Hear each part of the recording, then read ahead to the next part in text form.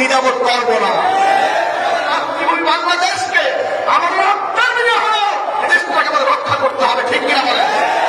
এখানে দল নাই, মত নাই, যার মত দেশে থাকেন দেশের সামনে সর্বভৌম সামনে সকল মুসলমান, সকল ধর্ম, জাতি আমরা ঐক্যবদ্ধ, ঠিক কিনা বলেন?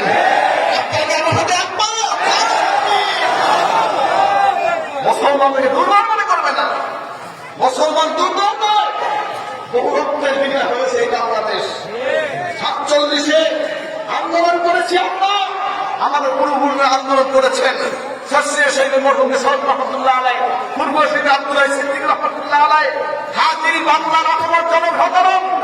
আন্দোলন করেছেন। 47 হয়েছে পাকিস্তান, ঠিক কিনা কন? সেখান থেকে 1971 সালে লক্ষ লক্ষ মানুষের রক্তের বিনিময়, ইজ্জতের বিনিময় এই স্বাধীন দেশ বাংলাদেশ হয়েছে, ঠিক কিনা কন? আমাদের শাস্ত্রীয় বাংলাদেশে বাংলাদেশে আছে। আমার দাদাজান শাসুদ্দিন আবু জাফর মোহাম্মদ সালেহ রহমাতুল্লাহ আলাইহি তারা আমাদের এখানে আছে।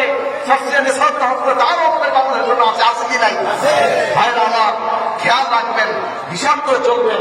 বাংলাদেশ কারো বাবার দেশ নয়, বাংলাদেশ কারো চাচার দেশ নয়, বাংলাদেশ কারো মামুর দেশ নয়। বাংলাদেশ এদেশের তৌহিদ জগৎ মুসলিমদের দেশ। হিন্দু আছে, খ্রিস্টান আছে, বৌদ্ধ আছে, আমাদের সকলের দেশ বাংলাদেশ, ঠিক কিনা? ধর্ম যার যার, দেশ সবার, ঠিক? ধর্ম যার যার, দেশ সবার, ঠিক কিনা?